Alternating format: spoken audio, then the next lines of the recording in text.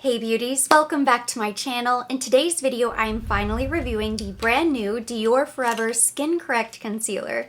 This is the concealer that I've been wearing for the past 3 days now, so it is time that we talk about it. On paper, this Dior concealer is a dream come true. It retails for $36. You get 0.37 fluid ounces of product, so nearly double the original Forever concealer or the new Hourglass. It's available in 28 different shades. It's meant to be full coverage, 24-hour wear, creamy correcting with a natural finish, intended for all skin types. It also has wild pansy extract to smooth and moisturize the skin. I absolutely love any product with special ingredients and skincare benefits, so in theory, this Dior concealer is ideal for me. In reality, and in my experience, I disagree with some of the information that was given, and I want to start there before we get into application and wear because it makes a significant difference. First of all, I don't think this is really a full coverage concealer. I would consider it to be more of a medium coverage. Anytime I've applied this to the skin, it blends out so easily, which is a great thing, but it disappears to the point where I really can't see it and I can't tell whether or not I've applied enough. I also wouldn't say this is a natural finish. To me, this is one of the most radiant, creamy concealers that I've ever tried. I always set my concealer with a light powder, but if it's incredibly creamy, incredibly radiant, I may need to adjust the way I apply this. Let's talk about the shade range because 28 shades sounds really impressive and it is quite extensive. I ordered 0N, so it's a neutral undertone, 0 because it's the lightest available shade. That's what I usually do as a rule of thumb if I'm ordering blind online, which I did in this case from Sephora. If I can't swatch it, I'll just go for the lightest available. It hasn't backfired on me just yet and I sort of hope for the best. When this arrived, I swatched it on my arm, and you can see that it is very light, but I knew instantly that it wasn't going to give me a ton of brightness. Anytime I've applied this to my under eye area, I think it's a good color. It's not a great color. I would prefer it if it were a little bit lighter, but I know there are plenty of people who are far more fair complected than I am, and I'm not so sure that this shade is going to work for them. So even though there are 28 shades available, when I compare this with the Hourglass, Birch, or any of my concealers that are in my constant rotation, this is one of the darkest shades. I got curious, so here's a color comparison for you. In the middle is the Dior 0N. On this side is Chanel 10 Beige. These two are very similar, but the Chanel is slightly more peachy pink. Over here, I have the Giorgio Armani Power Fabric Concealer shade 3. This is the Hourglass, shade Birch. And this is my Clé de Peau Concealer Pen, shade Ivory. Unfortunately, I'm not terribly surprised because I had the same issue with the original Dior Skin Forever concealer. They didn't have a shade that was light enough or bright enough for me.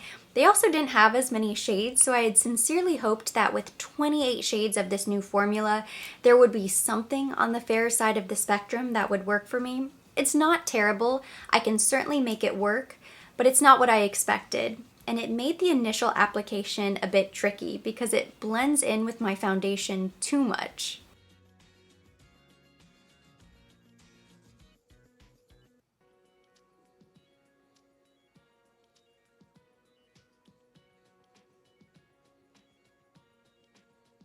That blended out really easily, but it doesn't give me much brightness.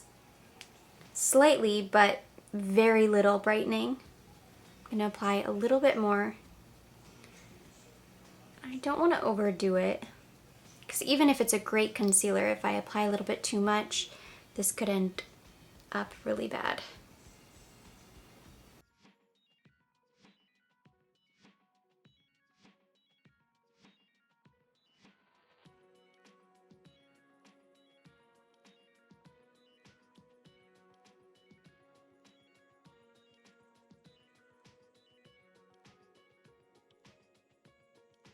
I'm really not sure what I think about it just yet.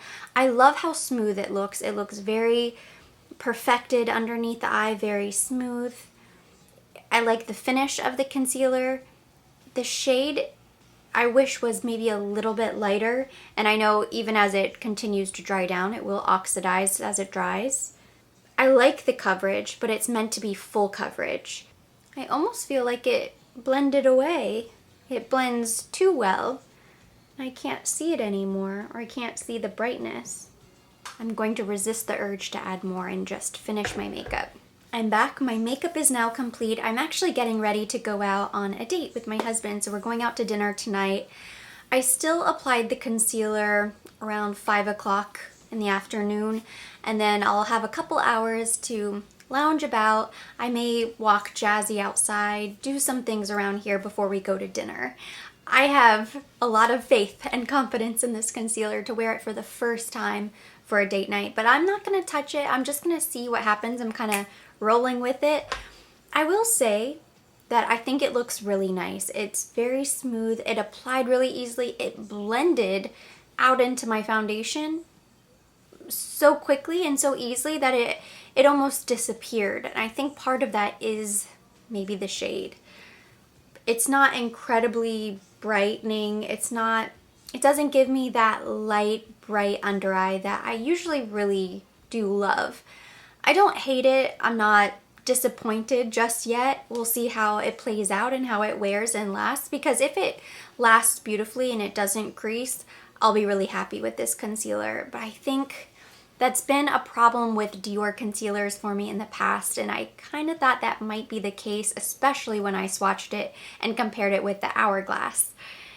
Even the 0N isn't light enough for me, and I'm light-skinned, but I'm not really porcelain, and I use Sunless Tanner, and even the foundation shade that I have on my skin is a little bit darker than my natural skin. So I'm just sort of unsure at this moment. I do love the way it looks though under the eye.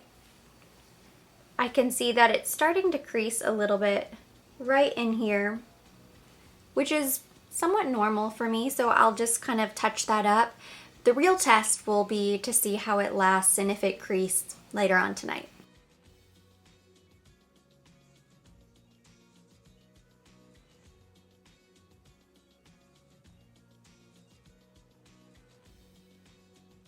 On a completely unrelated note, in case anybody's interested, I am currently in the process of reviewing my new T3 hair wand that I picked up for the holidays. I've used 2 out of the 3 barrels, so I still want to use the 3rd one before I can create my review. And also today I used my Quintessence eyeshadow palette from Chanel. I had recently listed it as one of my luxury fails for 2019. Not because the eyeshadows were bad, but simply because I didn't really connect to the color story, and I had purchased it, threw it in my collection, and never picked it up. I think even a single time after I reviewed it. I maybe used it 1 or 2 times, but that was it. But today I pulled it out and I'm really happy with my makeup. I think it's a nice soft glam smoky eye, perfect for an evening out. Hey guys, this is my first check-in. It's only been about 3.5 hours since I first applied this concealer, and I'm a little bit frustrated because I can definitely see far more creasing right here on the inside, but then down here. I always expect a little bit of creasing right underneath the eye, but this goes down even further.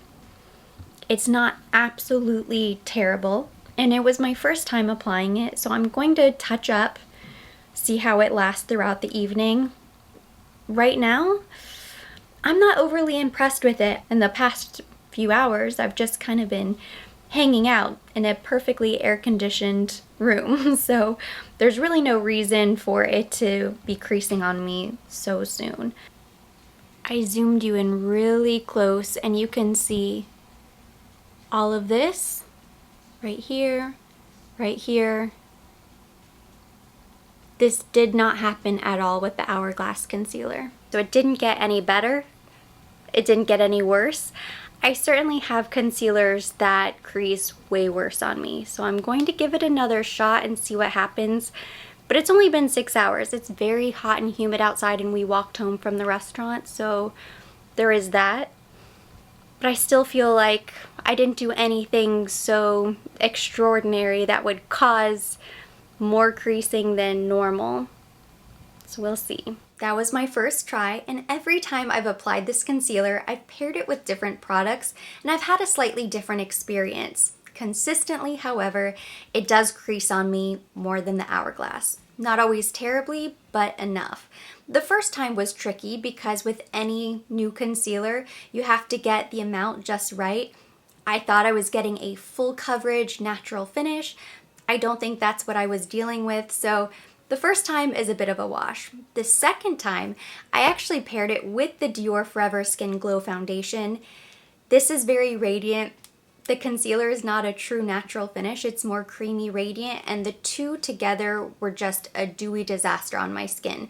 That was probably the worst case scenario. The third day was a little bit better, and even today as I'm wearing the concealer, I think it looks really nice. I think this is probably the best I've seen it.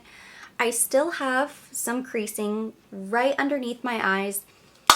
I have some concealers that I don't have creasing there at all. Yesterday, I ran to Nordstrom to see the new spring collection, and I was talking to a friend at the counter who's a makeup artist, and I was sharing my thoughts on the concealer, and she mentioned that she had tried it on clients, and she noticed that it was creasing. The clients noticed that it was creasing. So I know I'm not the only one who's going to have this experience, but I've also heard a lot of great comments from you guys saying that you've tried this new Dior concealer and you love it. So if you have any experience with this concealer, please let us know down below in the comments. Share your story. Let us know what your biggest concerns are, your personal preference when it comes to concealers, maybe what you would compare it to. That way we can all learn from each other. I've only ever applied this on myself, so I can only speak from my personal experience, but I can say with 100% confidence that this is an upgrade from the original Dior Skin Forever concealer. This is much better. Not only do you have 28 shades to choose from, but it's very creamy and it's a very radiant formula. I think if you struggle with dry under eyes, you may love this concealer. On the other hand, if dark circles are your main concern and that's really what you prioritize, this may not give you enough coverage. I'm still sort of torn. There are plenty of pros and there are some cons to this concealer. I really wanted to love it. I had every reason to love this concealer, but because it creases on me, I simply can't. And it's not the worst concealer I own. If I didn't already own so many concealers, I would definitely hang on to this and keep trying it and keep playing around with it and try to manipulate it to make it work out for me. But because I have concealers that I think work better, it's very difficult for me to justify the purchase. Between the new Hourglass and the new Dior, I prefer the Hourglass. I also prefer my Clé de Peau, and I think I slightly prefer the Chanel corrector as well. This is much better than the Bobbi Brown. It's much better than NARS. It's better than the Giorgio Armani, I would say. Better than Becca. This is still better than most of the concealers I own, but it's not going to be a favorite. It's too inconsistent, it creases, and there are other concealers that I prefer. I'm going to hold on to it for at least another week. I'm committed to giving it a fair shot, trying it out head to head against the Hourglass, head to head against some of my favorite concealers, and I'm going to work on creating a concealer roundup video. I think in the next couple days, I'll probably return it. And it's unfortunate because it's a great value and I love the fact that it's creamy and radiant, but it creases. I look in the mirror and I think it's not that bad, it's not terrible, but in 2020 when I am being savage and cutthroat about the purchases that I hold on to and what I spend my money on, I simply cannot justify keeping this when there are other concealers that I prefer. In terms of the finish, the coverage, the shade, the Hourglass works so much better for me personally. And that completes today's review. Thank you so much for watching. Hopefully you found this information helpful. If you liked it, give it a thumbs up.